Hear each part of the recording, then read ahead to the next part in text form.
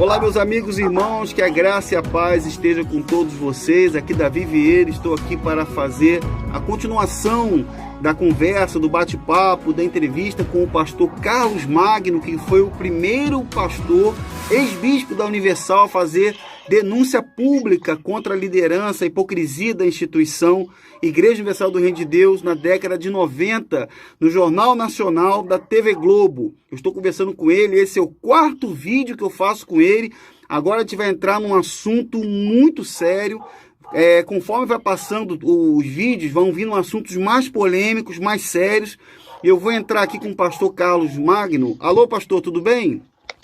Oi, Davi, tudo bem, meu irmão? Graça e paz. Graça e paz, pastor Carlos. Eu quero agradecer ao senhor pela disposição de estar com a gente aqui no canal, podendo falar um pouco sobre a história do senhor. O senhor se dispôs a doar esse tempo para a gente aqui e para repor a verdade. Muito obrigado pela disposição do senhor mais uma vez, pastor. E eu estou aqui, pastor, a gente estava falando no vídeo anterior sobre o Gonçalves, sobre o bispo Gonçalves. E falando algumas questões que o bispo Gonçalves se achou vítima da questão lá do vídeo, escreveu o livro Lágrimas de Perdão, mas ainda falando dele, eu queria que o senhor pudesse explicar um pouco, porque o senhor já falou sobre o início do senhor, o senhor já falou sobre a compra da Record, e agora a gente vai entrar num assunto que fala sobre a convocação que o Gonçalves fez ao senhor e a outros casais para uma, entre aspas, missão especial na Colômbia. Uma missão especial na Colômbia. Eu queria que o senhor pudesse dizer para a gente, pastor, que missão era essa na Colômbia e quais foram os outros que foram convocados e o que vocês foram fazer lá na Colômbia? Olha, Davi, foi o seguinte, foi na época da compra da Record, eu estava na Record, no escritório que eu usava no início, e de repente eu recebi um telefonema do próprio Bispo Macedo, dizendo o seguinte: Carlos, tem uma viagem para a Colômbia, quer ir? Porque eu sempre disse a ele que meu sonho era conhecer o exterior. E realmente eu conheci muitos países. Então toda viagem ele me colocava, qualquer viagem que fosse. Então, ele disse: olha, quer ir na Colômbia, malandro? Eu digo: mas o que é? Ele disse: não, porque nós vamos colocar a igreja lá, na Colômbia. Eu digo: vou. Ele disse: só que não pode levar as crianças, não. Só que dessa vez eu quero que leve as crianças, porque nunca as crianças podem ir. Todas as viagens, criança não pode participar, que criança atrapalha. Como ele bem diz, filho é maldição. Sim. Né? Sim. Aí eu achei estranho poder levar as crianças. E era para pegar o avião na ponte aérea naquela hora. Eu liguei para minha mulher, quando minha mulher não gostava muito dessas viagens, ela não gosta de viajar de avião, viajava por dever de ofício, por obrigação. Eu digo: agora prepara as crianças, vem para Record que a gente vai viajar da ponte aérea, porque tem uma viagem para Colômbia. E assim ela fez, aprontou as crianças, aprontou as malas. Aí nesse meio tempo, o bispo liga outra vez e diz: ó, deixa as crianças em casa. E voltamos atrás, mas só os pastores e esposa. Eu digo: tá bom. Aí dei a contraordem, minha mulher veio e nós fomos pro Rio. Aí ele não estava na rádio, não, ele estava no apartamento dele. Aí nós fomos pro apartamento dele, no aterro. No aterro não, na Barra da Tijuca. E aí tava lá alguns pastores, que eu vou tentar recordar o nome. Aí ele disse: eu digo: mas que viagem é essa? Esse malandro é que tem um rapaz que é membro da igreja que está doando um prédio, um salão grande em Bogotá, pra gente colocar a igreja. Eu digo: é mesmo? Ele disse: é. Então eu quero que vocês vão lá, tipo uma missão de evangelismo, pra ver o local, conhecer Bogotá, ver se é bom, se não é. Quem falou isso foi o Macedo, falou pro senhor. O Macedo, falando comigo. Ele disse: mas o problema é que a gente foi comprar passagem de avião e o voo da Colômbia foi ontem, e só tem uma vez por semana. Eu digo: e agora? Ele disse: não, o Gonçalves está tentando alugar um jatinho da Líder. E realmente alugou. É até interessante que eu soube que a líder só aluga com dinheiro vivo. E ele teve que percorrer várias igrejas do Rio para recolher a oferta para pagar o jatinho. Então fomos, eu não lembro agora com toda a sinceridade de todos que foram, eu lembro que fui eu, minha esposa, o pastor Gonçalves, a esposa dele, eita, não sei se o bispo, eu não estou lembrando agora, já faz 30 anos, né, meu irmão? Sim. E eu nunca mais falei desses assuntos, que antes eu sabia tudo na ponta da língua, os nomes. Mas para não fazer, que não causar injustiça, tinha um rapaz que era um argentino, ele era responsável pela parte de comunicação, de vinheta da igreja. Ele foi com a esposa, não lembro o nome dele agora. Bom, eu sei que foi 5 casais, meu pai, 5 ou 6 casais. Aí chegamos em Bogotá, fomos pro hotel. Já tinha hotel reservado, tudo. Aí, meia hora depois, o Gonçalves ligou e disse: Carlinho, vou levar o pessoal para fazer uma reunião aí no teu quarto, no teu apartamento do hotel. Tem um recado que o bispo mandou. Eu digo: tá bom, pode vir. Aí ele veio com a turma toda, todos os pastores, todo mundo veio. Aí se reuniu no meu quarto. Aí ele disse: olha, pessoal, o negócio é o seguinte, essa viagem não tem nada a ver com botar a igreja. A gente veio buscar um dinheiro aqui do narcotráfico. Aí eu tomei aquele choque, né? Falei: ué, buscar dinheiro do narcotráfico? Aí ele contou a história. Disse que tinha no Rio de Janeiro um narcotraficante que estava fugido da Colômbia porque havia matado um coronel da polícia militar da Colômbia. E que esse narcotraficante, escondido no hotel, assistiu o programa da igreja feito pelo Renato Maduro. E aí foi a Botafogo, na igreja de Botafogo, procurou o Renato. Ele se gostou muito. E como viu que a igreja estava fazendo um esforço grande para juntar dinheiro, ele queria oferecer um dinheiro como empréstimo.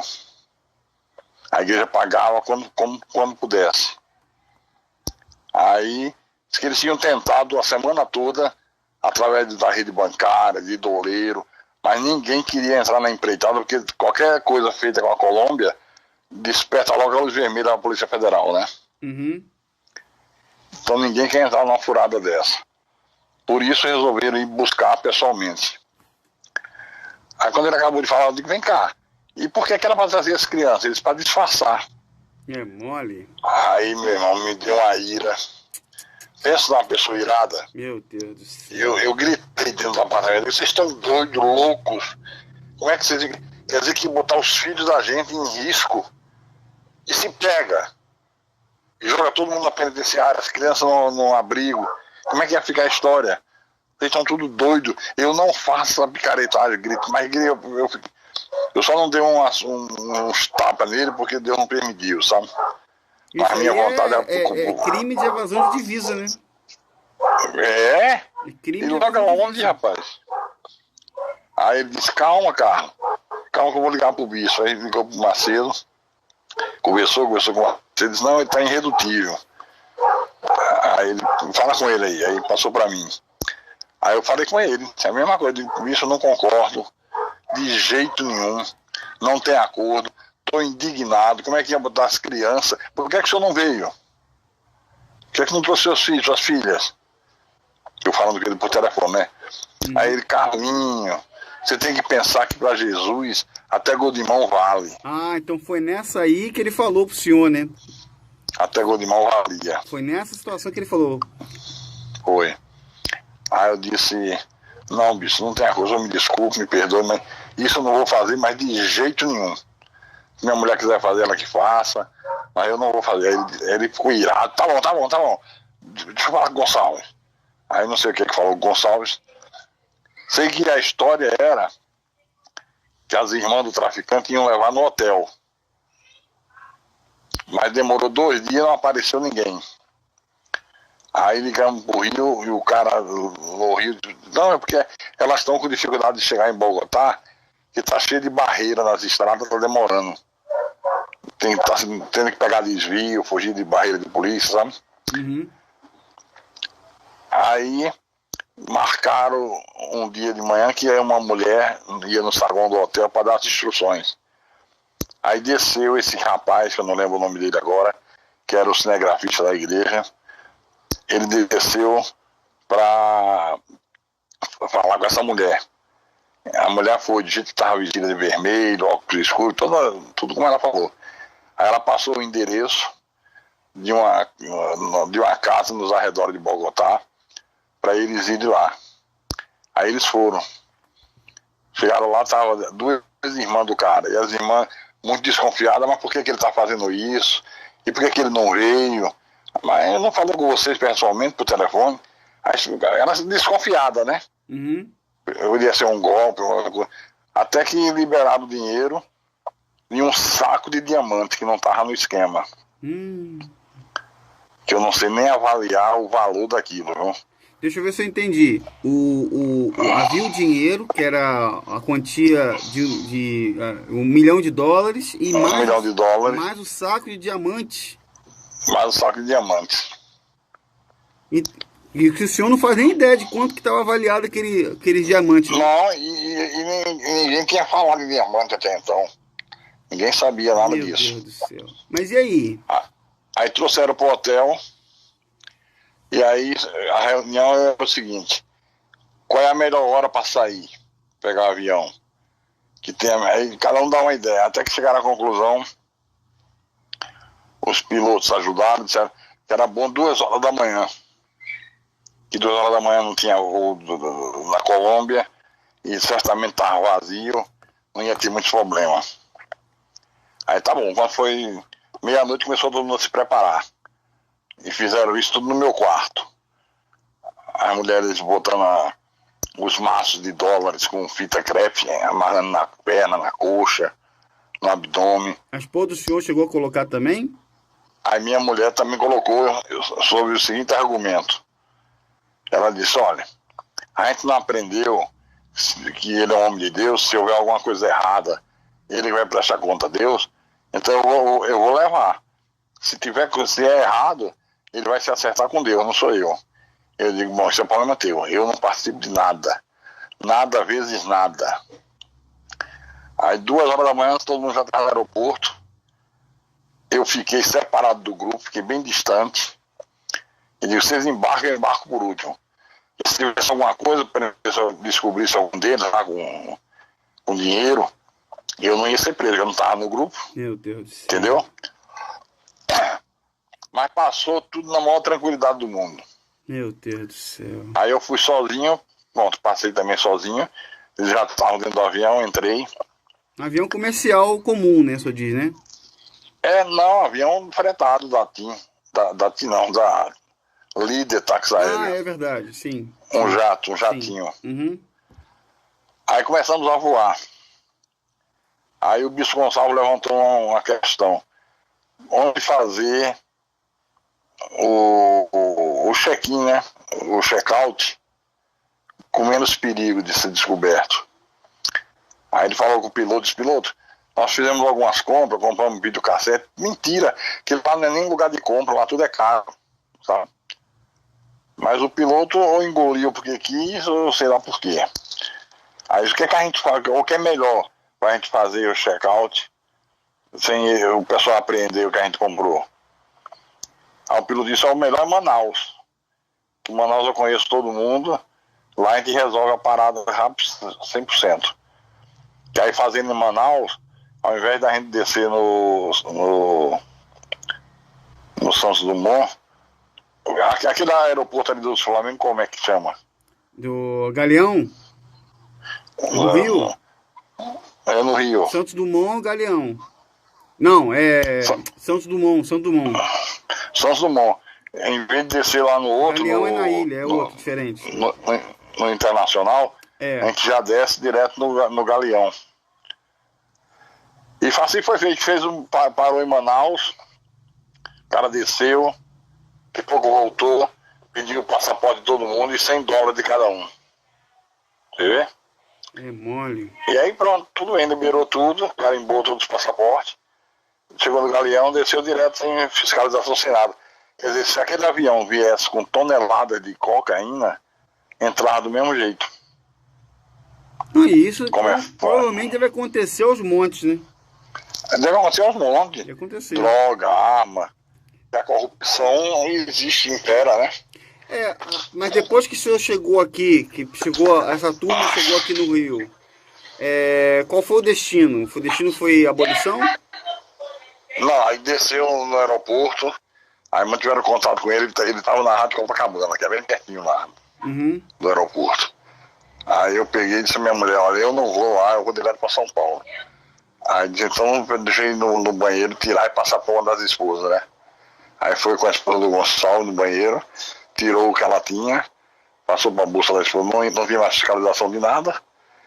E ali eu peguei o avião e fui com minha mulher para São Paulo. Ali foi o início da minha saída. Ali começou a minha saída. Que aí a gente já não se relacionava mais como antes, sabe? Sim, deixa eu perguntar uma coisa para o senhor. O senhor falou desse episódio aí, que é o episódio do dinheiro do narcotráfico, que foi enviado e foi para... Quando o senhor diz que esse dinheiro ele foi usado na compra da Record, de fato era o que se precisava na época, né? Não, na verdade, Davi, não precisava de nada. É que o cara é um megalomaníaco. Eu sei. Não precisava de dinheiro, dinheiro é o que menos importa. Agora, se você tem dinheiro sobrando, para que você vai entrar numa empreitada dessa? Exatamente, Não é uma coisa megalomaníaca? É ganância. É um psicopata. Quanto mais quer, quanto mais tem, mais quer. É um louco. Sim. É que meu pai dizia, como é que você não enxerga que esse homem é um louco, esse homem é um psicopata? Eu ficava intrigado do meu pai, porque eu não aceitava meu pai falar isso dele. Uma coisa que eu ia perguntar ao senhor é o seguinte, dentro da questão da evasão de divisas, porque a evasão de divisas que na época aconteceu, que o senhor foi testemunha, o senhor já passou a experiência, recentemente a gente tem aí o episódio que o Macedo perdeu o controle de todos os templos, pelo menos da Universal em Angola, onde justamente o Bispo Gonçalves era o líder do país. O Bispo Gonçalves que estava lá no episódio lá da Colômbia, encabeçando lá e mentindo lá do jeito como o senhor relatou. E isso lá em Angola aconteceu devido às denúncias de pastores da Ativa que denunciaram desde racismo a violação dos direitos básicos à vida, né? Que também incluíam invasão de divisas. Tirando o episódio da Colômbia, o senhor sabe dizer se essa prática de invasão de divisa, na época do senhor, ela já era comum? Já era comum e eu denunciei, na época, a Polícia Federal, dei o número das contas, quem era o doleiro no Rio que fazia, era um português. Era assim, ele estava nos Estados Unidos, então arrecadava o dinheiro do Nordeste, uma conta única. A gente mandar para ele lá onde ele estivesse, Nova York. Então eu ligava para esse português e dizia, seu fulano, que eu não lembro o nome agora, estou depositando 30 mil alface. No caso seria 30 mil dólares, sabe? Sim. Aí ele dizia, tá ok. Aí ele dizia, tá confirmado, tal. Aí daqui a meia hora o Macedo confirmava que tinha batido lá na conta dele. Via cabo. E isso sempre foi assim. Sempre foi assim. Pois é. Você lembra que eu falei da viagem que nós fizemos a Nova York? Sim. Para de lá e para Israel? Sim. Uma noite ele pegou e disse assim, vem cá, eu vou mostrar uma coisa só a vocês. Vocês são da liderança, de confiança. Vem aqui. Aí ele levou no quarto dele, abriu um cofre secreto que ele tinha, abarrotado de barras de ouro. Quem? O Macedo? O Macedo. É mesmo, né? Aí ele disse, isso aqui é o ouro que o pessoal dá. O irmão do Gonçalves é quem cuida disso, derrete, faz as barras e a gente tem um esquema para tirar do Brasil. Aí, só contando, você que está assistindo o canal agora, Davi Vieira, Você está ouvindo isso que o pastor Carlos está falando? Você que deu o seu anel, deu as suas joias na fogueira santa, você que se desfez das coisas, talvez não teve nem ceia de Natal, final de ano. Você está vendo? Isso aí que ele está contando é de 20, 30 anos atrás. 20, 30 anos atrás. O pastor Carlos está contando aqui. Quer dizer, o Macedo chamou ele, mostrou as barras de ouro, porque já tem todo um esquema já com o irmão do Gonçalves, já para derreter. E lá, guardado. E esse cofre ficava dentro do quarto dele? Dentro do quarto dele. Dentro do quarto dele, né? Dentro do quarto dele. Dentro do quarto dele. Não fui só eu que vi, não, viu? Chamou todos. Eu, Gonçalves, Paulo Roberto, Rodrigues, Renato Maduro. Tá vendo aí? Eles chamam. Eu queria falar com o senhor, eu sei que olha, pastor Carlos, é tão construtiva a conversa com o senhor, que a gente ficaria horas aqui, o senhor estaria falando tem tantas coisas, eu acredito que essa pessoa que está assistindo também tem tantas dúvidas para perguntar, tantas coisas, mas para a gente poder dar continuidade aqui, eu queria entrar em outro tema, um tema que também é muito pertinente, é um tema que faz parte das denúncias que temos feito aqui em todos os canais, que tem a ver com a política da Universal. Eu lembro que, a gente sabe, nós sabemos que a história política da Universal sempre foi marcada por escândalos de corrupção. Desde a prisão, da prisão do ex-bispo Rodrigues, no caso do Mensalão, parece que foi em 2013, até os dias atuais, com o envolvimento de vários pastores e bispos, como, por exemplo, aí a gente tem um exemplo do bispo Marcos Pereira, que foi citado na delação da Odebrecht, suspeito de ter recebido milhões de reais em propina, sendo inclusive divulgado um áudio dele, onde o bispo Marcos Pereira supostamente negocia com o empresário Joés Batista altos valores. E agora, recentemente, a prisão da principal referência política da Universal, que é o sobrinho do Macedo, o bispo Marcelo Crivella. Eu queria perguntar para o senhor que uma vez chegou a comentar na reportagem da TV Globo que o Macedo ele estava pretendendo usar o dinheiro da igreja, pelo menos o que foi divulgado pelo repórter, caso não esteja tão correto, só pode corrigir, que o Macedo pretendia chegar ao poder político. Você acredita que essas prisões, essa corrupção na política, essa sujeira na política da Universal é fruto das intenções do Macedo de chegar ao poder? Veja bem, no meu tempo, tinha um senhor chamado Bispo Roberto Augusto, um homem absolutamente correto, íntegro, me ajudou muito na minha história na Universal, me alertou para muita coisa errada, e logo depois ele saiu, rompeu com o Bispo Macedo.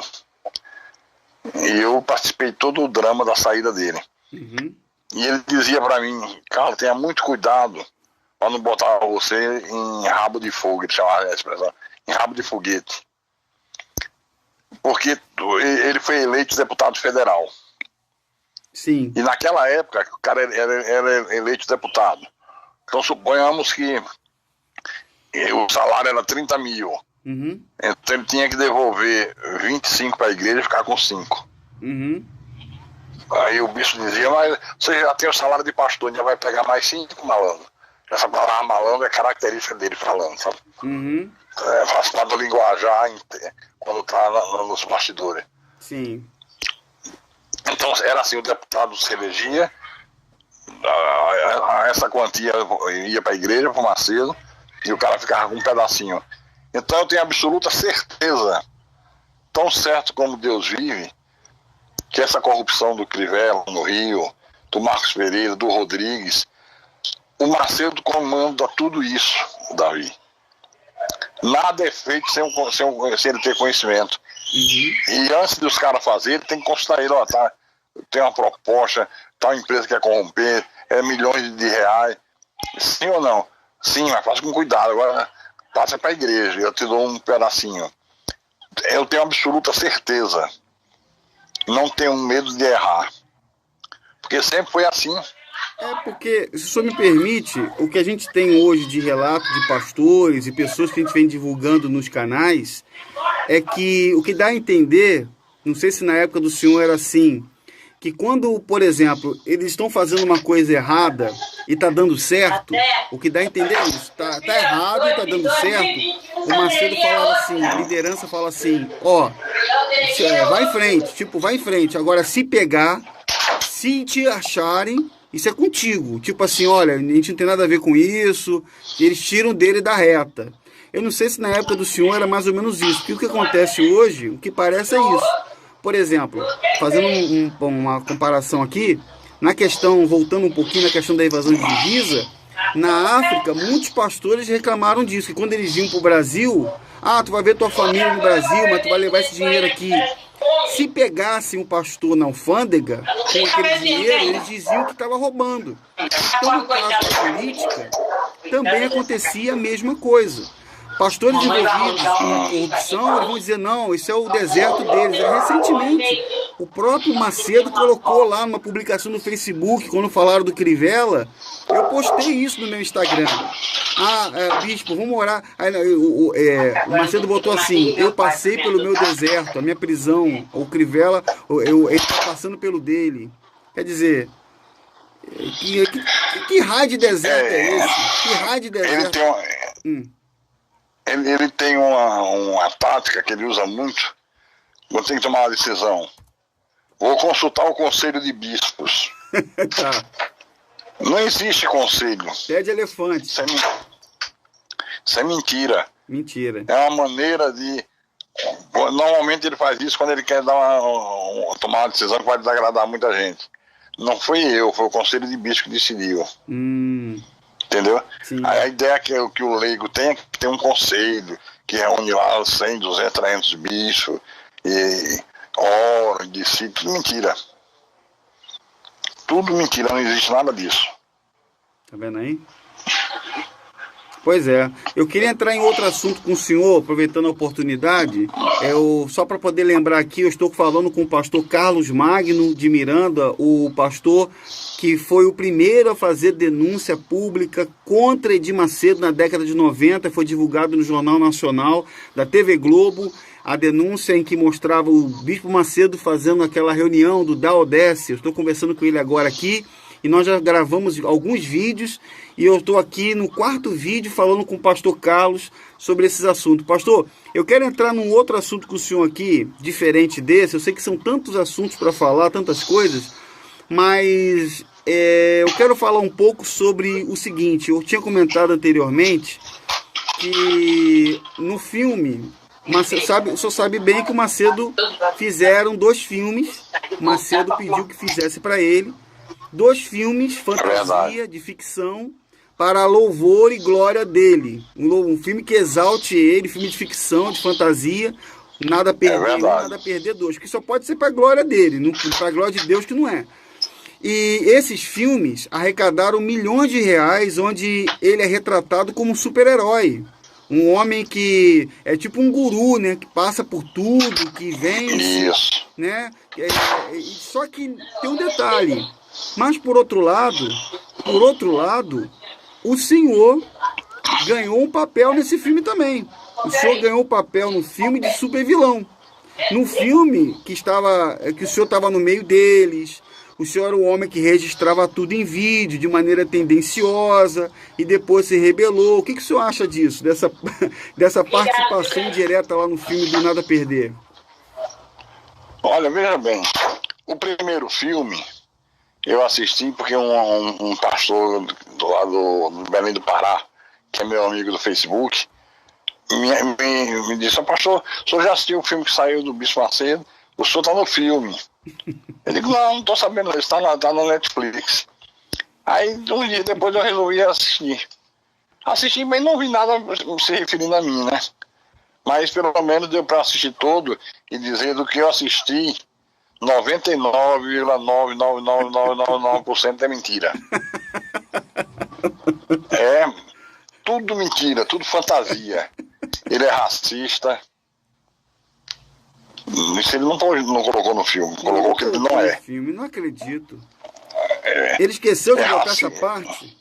Esqueceu de botar que é racista. Esqueceu de botar que trata os pastores com brutalidade, com estupidez. Uma série de... Só um filme fantasia para botar ele como super-herói. Como o Santarrão. Como o quem bonzinho. foi discriminado quando ele era criança, que ele passou aquela discriminação toda, que começou... É engraçado que ele mostra... Eu vi os dois filmes, eu tive a chance de ver. Inclusive, eu estava no cinema quando eu vi, e conversando com um jornalista da Europa, eu estava passando mensagens para os jornalistas da Europa no cinema, entendeu? Eu entrei no cinema para ver o filme todo, na época. E eu digo ao senhor, olha, eu vi o filme, mas eu não consegui, eu fui obrigado a assistir, porque as pessoas que não conhecem, a pessoa vai assistir aquele filme ali e vai falar assim, poxa vida, como ele sofreu, né? Ou como ele sofreu, ou como ele foi injustiçado, porque é assim que ele fala, ele se sente injustiçado e tal, e lá no filme, no Nada a Perder 2, se mostra a figura de quem filmou em Nova York, e foi o senhor que filmou, então ele bota lá a pessoa que filmou como um vilão, e inclusive no filme, eu queria até perguntar ao senhor isso, não sei se é verdade, porque no filme a mesma pessoa que filma a contagem dos dólares em Nova York, se eu estiver errado, as pessoas que estiverem assistindo, me corrija depois, por favor, tá? Se eu estiver errado, me corrijam. Filma também o casamento da Cristiane, de uma das filhas dele. O senhor filmou o casamento de uma das filhas dele? Não, na época que a Cristiane casou, eu já estava fora há muito tempo. Só soube de notícia pela imprensa. Porque se eu não me engano, foi a mesma pessoa no filme. Se eu estiver errado, a pessoa me corrige. Agora, uma coisa que é interessante também no filme é que ele é questionado no filme, a pessoa que está filmando fala assim, pô, de onde veio esse luxo todo aqui? Aí encosta um pastor no filme e fala assim, vem dos milhões de livros que ele já vendeu, direitos autorais. Ele fez 2 vídeos falando dos milhões de livros que ele já vendeu e ganhou direitos autorais em cima de livros e filmes. O que o senhor tem a dizer sobre isso? É o seguinte, essa história de direito autoral de livro é uma picaretagem sem tamanho. Isso é apenas para fazer lavagem de dinheiro e justificar a fortuna que ele tem. Sim. Sempre foi assim. Sempre foi assim, porque inclusive isso, ele falava sem nenhum pudor na frente da gente. Imprimia os livros, naquela época a maioria era doado, ele dava nas ofertas, né? Dava do ofertório. Quem ajudar até 20 vai levar o livro e tal. E depois mandava imprimir a nota fiscal com números estratosféricos, que dali ele fazia o imposto de renda para justificar o que ele tem. Inclusive eu denunciei na época, dei o número de telefone, o nome da pessoa da Receita que fazia isso para ele. Então, hoje é a mesma coisa. O direito autoral dos filmes, não sei o que, tudo mentira. Porque quando o filme passou, eu vi pela imprensa, a maioria das salas de cinema vazias. Sim, eu tava lá, eu mesmo tava lá. E eles dizendo que estavam superlotados, que era um sucesso de bilheteria. Isso é para fazer lavagem de dinheiro. Porque ele tem um padrão de vida tão elevado que ele tem que justificar isso. Sim. Se ele for pego na malha fina, ele tem como justificar, porque como ele sempre fala, ele nunca deixa de falar isso. Meus direitos autorais. Um dia desse eu até comentei no Facebook, eu digo, será que algum dos apóstolos requereu direito autoral? Exatamente. Não, eu tenho livros escritos, Deus me livre de eu pegar R$1 como direito autoral. Não é? De graça recebeste, de graças dai. Sim. Essa é a regra divina. Sim. A igreja não me mantém. Hoje eu vivo, minha esposa tem um food truck, meu filho tem outro, vendendo comida. Vivo de aluguel, moro numa casa de aluguel, não tenho luxo, não tenho nada. Porque eu não vejo na Bíblia nenhum pastor, nenhum apóstolo, nenhum discípulo que tenha vivido em luxo, em riqueza. Não existe isso. O que me acho estranho é que o filme do Nada a Perder 2, ele termina com Macedo construindo o Templo de Salomão que foi inaugurado em 2014, mas em 2013, as pessoas não sabem disso, porque talvez no filme não pareceu isso, o Macedo tinha adquirido metade do Banco Renner, através Exatamente. do Banco Renner, através de uma autorização do governo da Dilma. E o povo não sabe que agora, me parece que foi ano passado, ele adquiriu o restante do banco, e agora ele é um banqueiro oficialmente. Ele não conta isso para as pessoas, que ele também é banqueiro. Então ele fala... Numa outra viagem que nós fizemos a Nova York, acho que foram duas ou três, não me lembro, mas tinha sido feito no Brasil a campanha do Dê o Seu Isaac, que é o seu tudo, né? Sim. Então a gente doou todo o dinheiro que tinha, automóveis, é aquela coisa que a gente já sabe como é. Sim. E quando nós chegamos em Nova York, fomos pra casa, ele só se hospedava na casa dele. Quando foi no dia de manhã, a gente levantou, aí fomos pra uma área assim na frente. Aí a Esther foi sair para ir no mercado com as pastoras. Quando abriu a garagem, ele tinha 4 carros, mas pensa naqueles carros top de linha. Eu disse, caramba. Aí uma hora a gente estava reunido, só ele, Gonçalo, Rodrigo, Paulo, Renato. E eu disse, bicho, tem uma coisa que está me incomodando, eu quero lhe falar. Ele disse, o que é? Até o Gonçalo disse, lá vem o Carlos, prepara que lá vem chumbo grosso. Eu digo, não, porque nós estamos fazendo a campanha do Isaac. Eu só dei o seu Isaac ou recebeu? Eu tenho 4 carros na garagem falando rindo, né? Ele, carro não é mole não, carro não é mole não. Não, cara, meu Isaac é minha vida, já foi posto no altar, toda a minha vida. Então é a vida dele no altar e o povo que tem que dar tudo que tem, da casa, carro, da conta no banco, dá tudo. Pois é. Por isso que eu tenho dito sempre, quando eu dou alguma entrevista, quando eu faço alguma postagem no Facebook, quando é que as autoridades vão abrir os olhos para isso? E isso aí, eu vou falar com o senhor no final do nosso bate-papo. Eu vou entrar nessas questões também com o senhor, sobre a opinião do senhor sobre os dias atuais, aí, a Universal e o Bispo sobre os dias atuais. Mas eu queria entrar com o senhor aqui num assunto muito, muito polêmico. É um assunto muito grave, muito sério. Eu acho que vou deixar até para o próximo vídeo. E não sei se o senhor vai poder falar sobre esse assunto ou se o senhor tem algum comentário a fazer sobre esse assunto, se o senhor acha conveniente falar agora. Se for do meu conhecimento, eu falo sobre tudo. Ah, ótimo. Não, eu só vou citar aqui, porque eu acho que vou deixar para o próximo vídeo, porque nós estamos falando com o pastor Carlos Magno aqui, mas eu queria falar, o senhor não precisa dizer, só me diz se o senhor tem coisa para dizer, porque...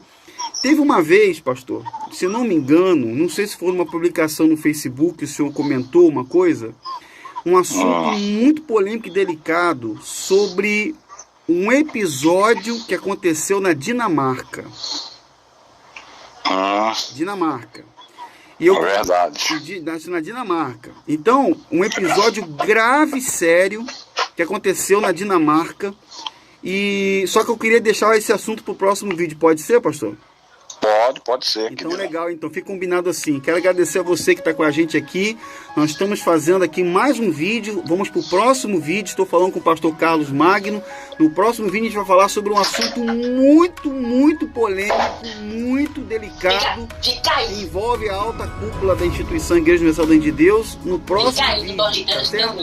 Um grande abraço a todos vocês. Vai deixando o seu like, compartilhe o vídeo e se inscreva no canal. Até o próximo vídeo, pessoal.